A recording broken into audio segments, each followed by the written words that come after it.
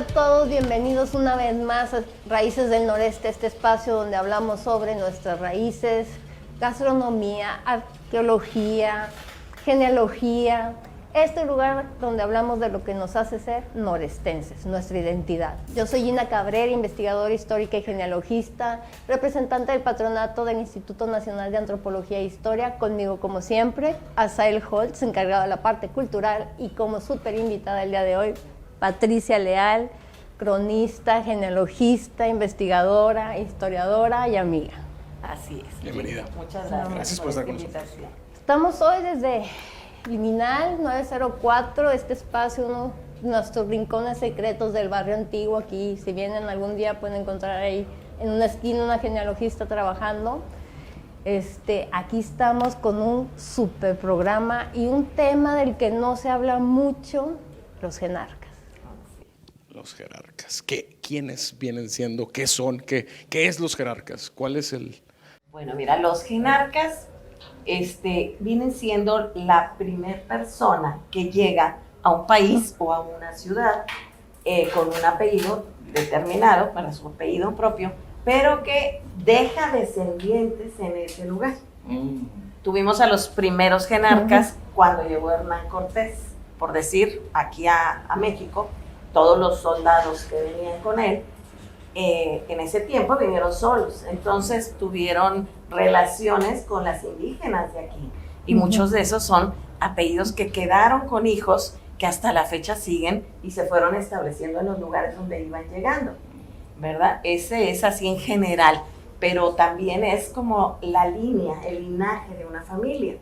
El primero que llega a un lugar, no importa la época, ¿no? O sea, vamos a decir que estoy hablando de cuando Hernán Cortés, pero también pudo haber llegado después, ¿verdad? Con Luis de Carvajal, con Diego de Montemayor. Pudo haber llegado hace 20 años.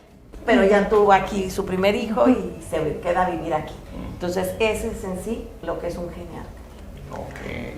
Solo de ese nombre. ¿Mande? Solo hay jerarcas hombres, una mujer no puede ser la primera. Fíjate que bueno, ya no sé si yo estoy cambiando la historia, pero como aquí en Nuevo León, vamos a decir, hay algunas personas que se acostumbraba en aquella época que podían ponerse el apellido materno o el paterno.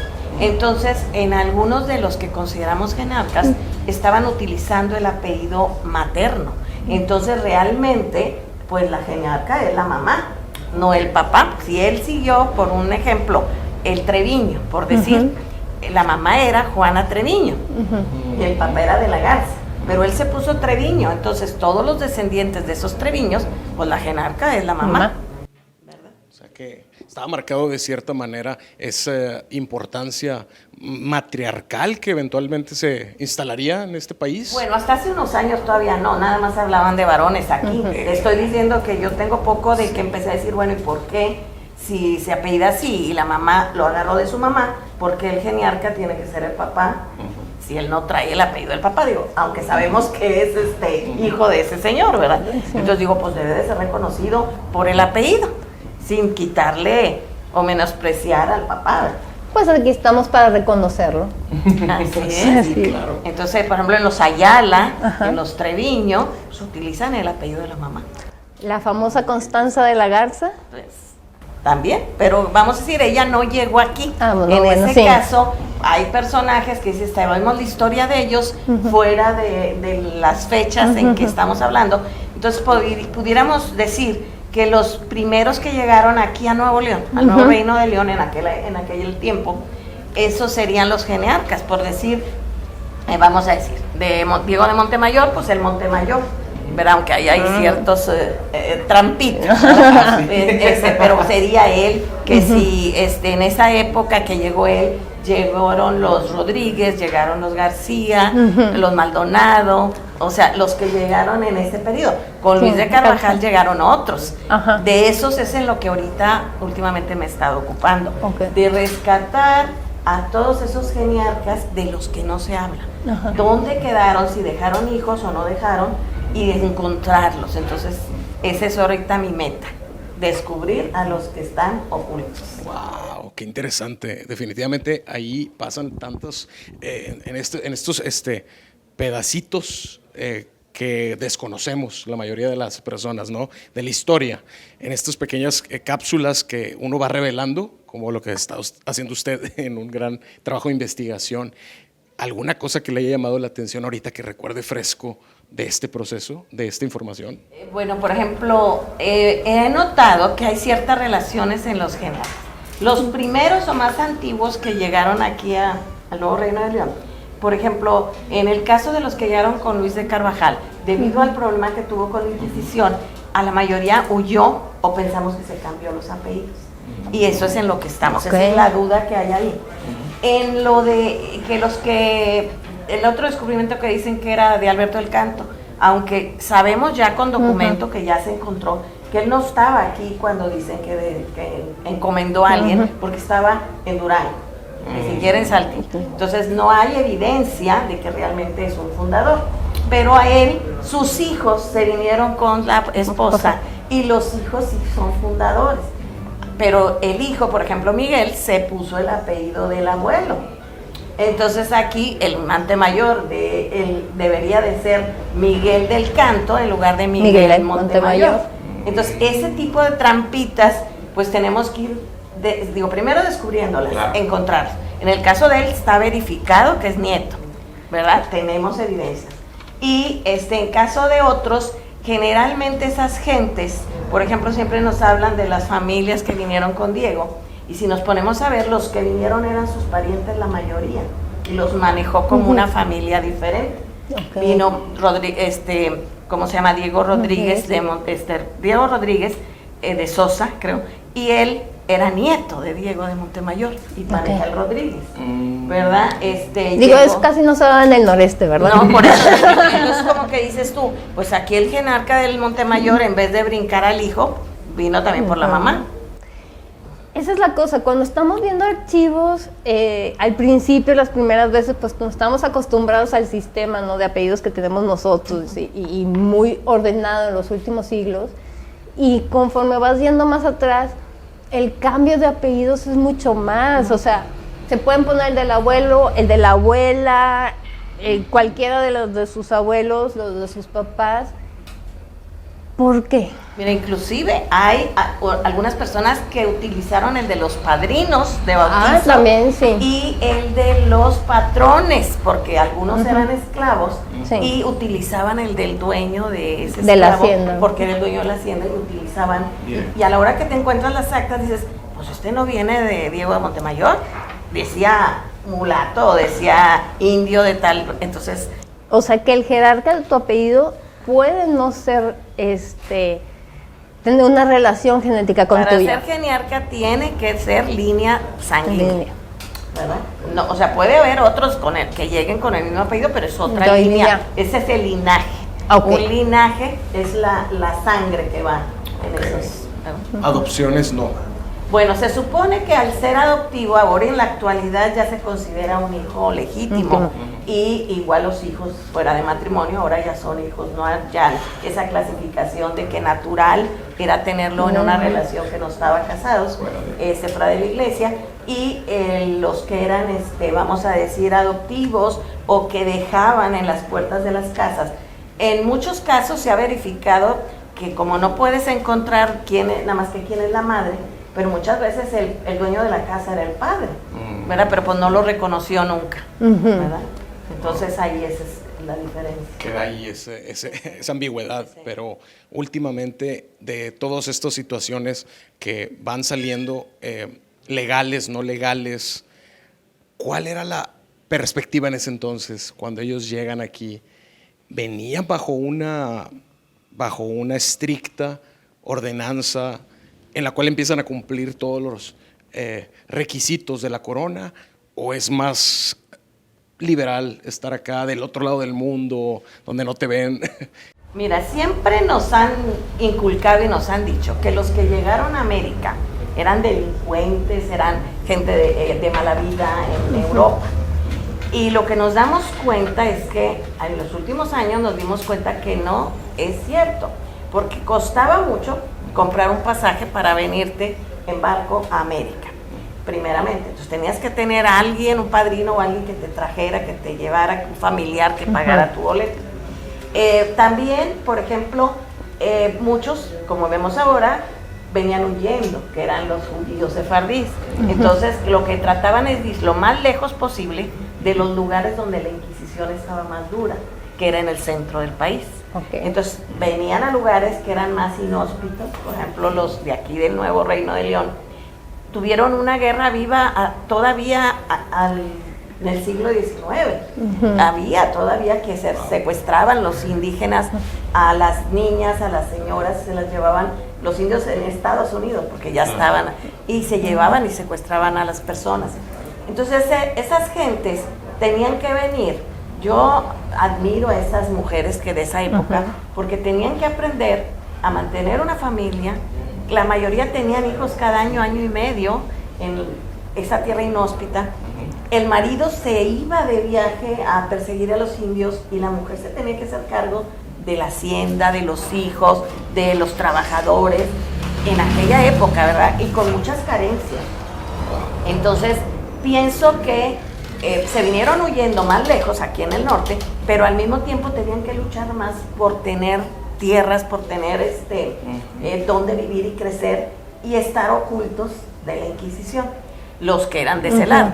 Y luego, por otro lado, pues en esa tierra también siempre nos han dicho que es que aquí era árido, que era muy inhóspito, y realmente había mucha vegetación, pero como lo que primero predominó para el crecimiento de del Nuevo Reino de León era que venían del centro del país los ovejeros a traer ovejas y ganado menor, y entonces se iban y venían, y ese ir y venir se quedaban 4 meses aquí alimentándose de todo, y se expresan, hay documentos donde se expresan de que estaba muy verde, entonces los traían a pastar y luego ya se los llevaban a sus lugares de origen a vender la lana, a la trasquila. Entonces vemos que fue una vida difícil. Otra de las características que vemos en esa gente, como la mayoría venía en grupos familiares, si se venía el hermano mayor, pues se traía 2 o 3 hermanos, los que lo querían seguir con sus familias. Entonces vivían en un determinado lugar y trataban de vivir cerca. En una hacienda vivían todos los hermanos al principio con sus familias, como fue el caso de Apodaca, ¿verdad? De la Garza. Pues ahí venían, todos estaban ahí, y luego, ¿qué pasaba? Cuando crecían sus hijos, ¿con quién se iban a casar si no había más muchachos? Entonces se casaban con los primos hermanos, con los tíos que quedaban viudos a las muchachitas, o sea, las colocaban. Entonces esto dio lugar a que las familias tenían varios problemas. No había con quién casarlas, porque no había, a veces había otra hacienda a la que les quedaba más cercana. Entonces se daba también que 3 hijas de esta familia se casaron con 3 hijos de la de enfrente. ¿Cómo es las genealogías? Las genealogías. Eso. Entonces se repiten casi en las mismas familias, que casan a un hijo y luego casan a 2 o 3 o hasta 4 con los mismos consuelos. ¡Wow! O sea, en esos años, estas familias a las que nos estamos refiriendo venían todos de España. No, de Portugal, había de Portugal, de las Islas Canarias, Italia. Había de Italia, había de ¿cómo se llama? Otros lugares que, bueno, de lo que eran los reinos españoles, ¿verdad? Porque todavía no era España, pero se iban moviendo, vaya a decir, buscando donde mejor se acomodaba o donde el gobierno les daba mayores beneficios. Estaba viendo hace unos días que, por decir, les daban una merced de tierras, por decir, pero dependiendo de lo que fueras a tener, vamos a decir, de animales. Era más grande si tenías vacas, por decir, ganado mayor, eran más cantidad de tierras. Yo me imaginaba, pues, como vemos ahorita, un rancho, pues sí, pero no, hombre, es una gran cosa. Eran hectáreas, una merced eran hectáreas. Eran casi municipios. Sí, entonces dices tú, abarcabas varios municipios para tener, le dimos 30 sitios de ganado. Eran como 1,700 y pico de hectáreas cada sitio de ganado. Entonces 30, multiplícale, pues Ahora que mencionas esto, por ejemplo, cuando empiezas a estudiar genealogía y todo, empiezas a ver esta relación entre los genarcas y los municipios, ¿no? San Pedro de los Garza García, ¿no? Fíjate que no era San Pedro en sí. No, no, pues, no. Vamos, Pero son varios municipios Garza que abarcaban. García, Pero originalmente no era de los de la Garza García. No, o no, sea, eso fue después. era de los Rodríguez, ¿verdad? Bueno, y antes fue de unos Arizpe, o sea, hubo otras gentes. Pero por decir, generalmente te daban una merced, ahí se habitaban todos, convivían. Cuando ya empezaron a ver que también en esa época el que heredaba era el hijo mayor, eran las tradiciones. Entonces lo que hacían es tratar de casarlas con una buena dote para casar a todas las hijas, les daban buena dote, pero existía, como había muchas carencias, que muchas mujeres se morían en el parto. Entonces, si les habían dado, por ejemplo, se va a casar con mi hija y le voy a dar 50 vacas, por decir. Entonces, y le voy a dar un terreno de tantas hectáreas. Entonces, todo eso se lo daban al que, vamos a decir, el esposo. Pero resulta que la mujer se moría en el parto. Entonces, tenías que regresar la dote a la familia de la mujer. Entonces, para evitar eso, lo casaban con otra de las hijas solteras. Él se casaba, el novio, para que no tener que regresar, porque si él ya tenía esa tierra que antes no tenía, se iba a quedar sin tierra. Los que venían que no tenían. La segunda situación era que trataban de casarlos con otros que tuvieran tierras para hacer más grande esos terrenos.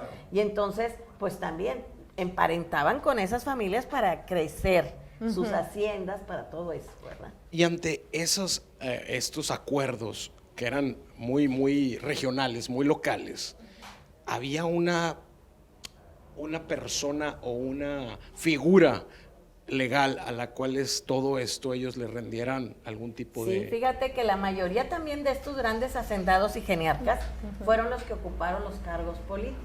Sobre todo, vamos a decir, al principio pues que llegó fue Diego de Montemayor. Él repartió mercedes a la gente que le trabajó, pero a todos también les dio comisiones. Entonces, eso les tenían facilidad porque pues trabajaban para el gobierno, como eso no se pierde, desde entonces lo tenemos. Pues esas gentes jugosas comisiones. Muchas mercedes porque era el alcalde o porque era el procurador o el escribano. Ahora, cambiaban de alcalde, pues la mayoría de esos grandes genarcas ocuparon puestos directivos, vamos a decir, hablando en este tiempo. Pero también vemos que cuando llegó el gobernador Martín de Zavala, que fue el que duró más años en el gobierno, recibieron mucha ayuda los que venían a poblar aquí. Y es cuando realmente resurge el nuevo Reino de León, fíjense, que fue en por ejemplo, con eso de que venía el ganado, entonces el gobernador les ofrece tierras a los que se quedaran y ya no estuvieran yendo y viniendo, sino que se quedaran, les daban tierras. Y les daban tierra para casa, para un huerto, y si se iban a dedicar a ganado, dependiendo qué ganado traían. Entonces era una facilidad para los que empezaban nuevos matrimonios. Y en ese caso tenemos, por ejemplo, a Alonso de León, recién casado se viene y pues hizo muchas tierras, porque tuvo en una sola merced le dieron 30 sitios de ganado, en otra eran 6, y así, ¿verdad? Y tuvo muchos cargos políticos. Por ejemplo, la mayoría al principio se puede decir que formaron grandes latifundios. Sí. Porque, por ejemplo, Alonso de León se puede decir que fue dueño de Cadereyta, de Montemorelos, de General Terán. O sea, toda esa región, no, pero nada más. Así, bajita la mano, ¿no? Wow. Era muy tentador, era una muy buena propuesta el venir hacia acá, el empezar a sentarse, echar raíces, ahora sí, y crecer.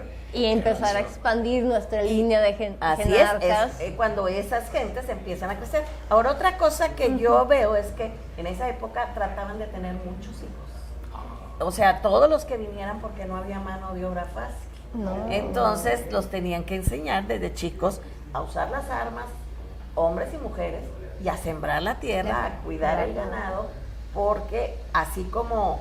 al principio no había todavía, vamos a decir, no les daban grupos o congregas de indios. Después los que pudieron consiguieron esa gente, y había de dos formas: la que te daban o te asignaban, que te decían, esta congrega de indios te la dejo y tú vas a enseñarles la religión católica, los vas a vestir, les vas a dar de comer y los vas a tratar bien, ¿verdad? Obligado de llevarlos a misa, tienes que vestirlos y todo. Pero también luego había otra opción. A uno le decían, mira, allá andan muchos indios que andan batallando y que atacan. Si los acercamos a enseñarlos, a educarlos, como vivimos nosotros, se va a acabar esa guerra. Entonces algunos le decían, si logras convencerlos de que se vengan a trabajar contigo, te la asigno como una comunidad. Y eso le pasó también a Alonso de León, con una de sus comunidades. Convenció a los indios, a un grupo de indios borrados, para que pudieran venirle a trabajar, ¿verdad? Por eso, bueno, y el apodo El Borrado, que se usa todavía hasta el día de hoy con algunas personas, viene de ahí también. Ahorita digo, haciendo ese paréntesis, de esos indígenas que era una tribu y que aquí, en esta zona, se empezaron, habitaban y fueron integrados a las comunidades. Sí, exactamente.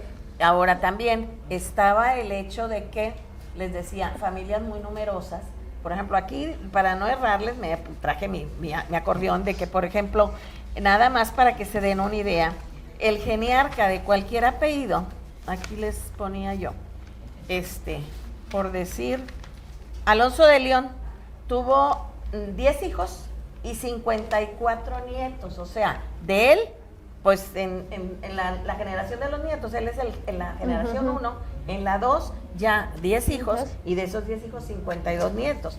Y tenemos, por ejemplo, las de unos que te impresionan, es los Blas de Galagarza y los González Hidalgo, que las familias de ellos, la mayoría eran, por ejemplo, 17 hijos, la de Blas de la Garza, 12 mujeres. Y muchas mujeres, sí. De esas nada más una, creo, es la que no tuvo familia, las demás sí. Y los hijos de 18, 14 hijos. O sea, era muy raro que fuera uno solo. Luego, vamos a decir, esta familia de la Garza emparentó mucho con los González Hidalgo.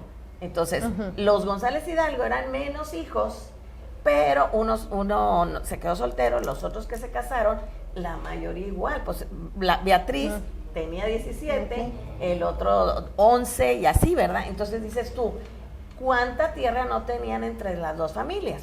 ¿Verdad? Eran mucho. Entonces, por ejemplo, de las Casas, hizo un gran latifundio en la zona de Salinas Victoria. Los de la Garza se extendieron hasta Texas. En Roma, Texas, está un monumento a un Blas de la Garza, que venía siendo nieto del Genarca, que fue gobernador de esa región, y allá murió. Aquí aclarando, porque si ustedes tienen una investigación genealógica, muy probablemente van a encontrar un Blas de la Garza. Hay muchos Blas de la Garza. Lo que se usaba es Marcos Alonso tuvo a su hijo Blas, Francisco, Giuseppe, Pedro, y cada uno de ellos a sus hijos les puso Blas, Giuseppe, Francisco, Pedro, Marcos. Entonces tienes Blas, hijo de Blas, Blas, hijo de Pedro. Es parte de toda esta investigación y de la complicado de llegar al real. No, y al personaje que buscas que sea el real. Por eso hay muchos errores, porque por ejemplo, yo me he encontrado que a Blas de la Garza le dicen que es el que estuvo en Texas, y él no estuvo en Texas, fue su nieto el que fue gobernador de allá. Ahora, ¿por qué? Porque mientras tú no encuentres un documento que diga de quién es hijo o dónde, que demuestre, no sabes saber de cuál, como dice Gina, de cuál de los Blases de la Garza, porque hay montones. De cada nombre de los geniarcas hay montones, tanto de las mujeres como de hombres. ¿Cuántas líneas han investigado de Genarca? Mira, ahorita estoy por terminar 10, que ya están por terminar, que es un libro que voy a sacar de Genarca. Pero he estado viendo, tengo muy avanzados, pues yo creo que fácil 50. 50 líneas. Estamos hablando de los genarcas de los primeros que llegaron en los diferentes momentos. Hemos tenido muchísimas migraciones, seguimos teniendo migraciones. Hemos hablado aquí, somos un lugar de migrantes. Llegamos aquí como migrantes, seguimos dando bienvenida a migrantes. Obviamente, cada generación tiene sus genarcas nuevos. Así es. Tú te especializas en los primeros. Estoy intentando encontrar qué pasó con los personajes que llegaron con Hernán Cortés.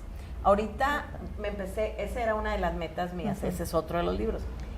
A ver, ¿qué pasó? Vinieron muchísimos soldados con el Arco 3, luego vinieron con los otros soldados en diferentes épocas. Decía yo, ¿para dónde se quedaron? ¿Se fueron? ¿Se regresaron? ¿Se fueron a otros países? Y entonces ya encontré, por ejemplo, que una de las líneas de Hernán Cortés con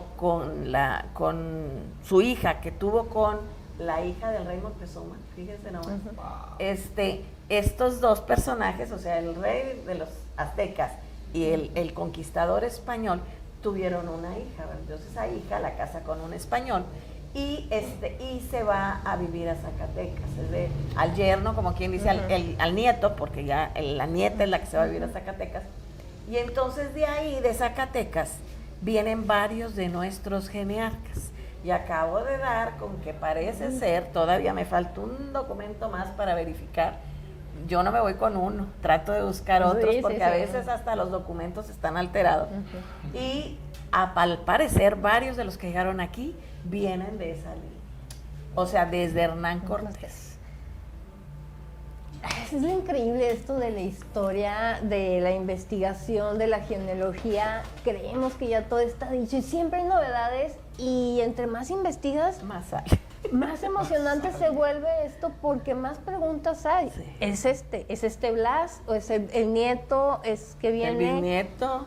Pero esta historia de la investigación que estás haciendo de los genarcas de Hernán Cortés, la verdad es que yo nunca había escuchado en todo lo que he leído que alguien estuviera haciendo una investigación de este tipo. Es algo que me propuse últimamente, porque al estar encontrando decía, a ver cómo, por ejemplo, los Treviño vienen de Zacatecas, que uno de los fundadores de Zacatecas es el papá o el abuelo de Juana Treviño. El papá o el abuelo, ahorita no recuerdo exactamente. Entonces también por el lado de los Treviños, por ejemplo, ese que es el Treviño, y ese Treviño en España era de la nobleza. Entonces también hay eso, que muchos venían no porque eran pobres, como nos decían, sino porque allá no iban a recibir herencia, nada más que el hermano mayor, o si era de la nobleza, pues lo mandaban un título acá en México, ¿verdad? Sí. Entonces, muchos dicen que el que fue el primer tesorero real era hijo ilegítimo de Fernando, pero realmente no está verificado. O sea, él decía, y son las leyendas, pero de que tenía algún pariente o conocido allá que tenía poder, venían generalmente con un nombramiento. Exacto. Eso era muy jugoso y muy atractivo, porque no es lo mismo vivir allá en tu tierra como alguien, un trabajador más, ¿verdad? O un esclavo a veces incluso, pero digo, un comerciante, a traer un título al Nuevo Mundo y tener tierras y tener cargos. O sea, eso se me hace muy, muy, muy atractivo, como para lánzate 3 meses en el barco, que no te enfermes, que no se mueran, que no se ahoguen, que no pase algo. Llega allá y todavía las dificultades aquí, claro, el agua, contra los indios de guerra. Y aún así, suena muy atractivo llegar con un nombramiento de la corona directamente. Y fíjate, Pati, que mencionas Zacatecas, San Luis Potosí, Durango, tan importante que es en nuestros inicios, y a lo mejor no tenemos esta noción de esta parte de nuestra historia que inicia en este lugar. Exactamente, eso es lo que yo digo, que tenemos que rescatar. Siempre nos hablan, les digo, de las 3 fundaciones, y con documentos nada más existe una, que es la de Luis de Carvajal y la Cueva. Él tiene un documento, que tenemos la copia, del rey de España, que le da 200 leguas en un cuadrado. Esas 200 le dice que va a ser el gobernador vitalicio y se va a heredarlo a sus hijos y nietos. Entonces, esto abarcaba parte de Durango, de Zacatecas, de San Luis Potosí, de Nayarit, de Chihuahua, creo que hasta Sinaloa, un pedacito, Nuevo León, hasta acá Tampico, por este lado. Entonces era un cuadrado muy grande. ¿Qué pasó aquí? Despertó la envidia del virrey que llegaba, que se entera que iba a ser autónomo. Luis de Carvajal no le iba a rendir cuentas al virrey de la Nueva España. Estamos hablando de un nuevo reino, por eso se llama Nuevo Reino de León. No era la Nueva España, era Nuevo Reino de León. ¿Y por qué? ¿Por qué deciden que sea ese el formato? Bueno, el rey así lo designa, pero pues el virrey no quería perder, era un territorio bastante grande, parte de Texas también le correspondía el área que era de Coahuila, ¿verdad? Y eso no se había hecho antes, aparte, En no se había otros hecho. lugares sí lo hicieron, o sea, iban haciendo pequeños reinos. O sea, estaba el reino de Granada, el reino de Perú, teníamos Nuevo Almadén, sí existía. Sí. Ya había uno. Pero eran Nuevos, Almadén, le ponían no nuevo, nuevo no los reino. nombres. Aquí era Nuevo Reino de León. O sea, en sí el nombre se llamaba León, León. ¿verdad? Nada más que decían, es el Nuevo Reino. Entonces, este iba a ser autónomo, ¿verdad? Luis de Carvajal. Y con Entonces, un con un tamaño- tamaño de tierra muy grande. El virrey, en compañía de los religiosos, como decimos, pues no les pareció. No. Entonces, ¿qué? Pues se maneja lo de que era judío. Y sí, su familia había sido, pero él era, se puede decir, de los conversos. Claro. Entonces, ya eso es otro tema, pero por decir, lo que querían era rescatar esa tierra. Entonces, mucha gente vino con él y al llevárselo a la Inquisición a probar que no era, se van por miedo que también los involucren y de esas gentes se perdió la huella. ¿Dónde quedaron? Y muchos dicen que volvieron después, porque a él lo liberaron de eso en la Inquisición, pero el virrey no lo dejó irse, como dijeron que se fuera a España 4 años y luego volviera. Lo manda a la cárcel del Palacio de Gobierno y un día amanece muerto y dijeron que de depresión. Cuando escarbaron y sacaron el cadáver tiene un golpe en la cabeza, como que lo mataron. Entonces, ¿para qué? No tenía hijos, pero él dejó un testamento y ese testamento lo tenemos, donde verifica que él podía heredarle a sus herederos, aunque no fueran sus hijos y sus sobrinos. Por eso mataron a todos los sobrinos. Nada más se liberó uno, pero pues le quitaron las tierras. Sí, No y debían bueno, de quitárselas, deberían dar a otra persona. ay, Entonces, todos ahí, ellos sí, sobrevivieron ya en Italia. en otras partes. En Italia. Sí. En Italia. Pero para que veas. Como exiliados, claro. Pati, para la gente que nos escucha, que este tema de los jerarcas, que tiene un apellido y quiere conocer cuál es su jerarca, estamos hablando más o menos de 14, 15 generaciones aquí en el noreste para encontrar el jerarca de nuestro apellido. Ahorita, con más o menos, es de 14, 15, para encontrar al jerarca. Ahora, hablando de los antiguos jerarcas, Sí, porque sí. les digo, constantemente llegan jerarcas nuevos, ¿verdad? Que vienen a quedarse, a establecerse aquí, gente que tiene 10 años de que vino a vivir, y el que llegó con ese apellido sigue siendo jerarca. Así es. Tenemos que hablar de los antiguos, o sea, eso, De los- hacer hincapié de quiénes. De los conquistadores y primeros Colonizadores. Ahora, Ok. otra de las cosas, los que llegaron aquí, la mayoría llegaron primero a Saltillo. A Saltillo antes de venir acá, porque la ruta era más directa.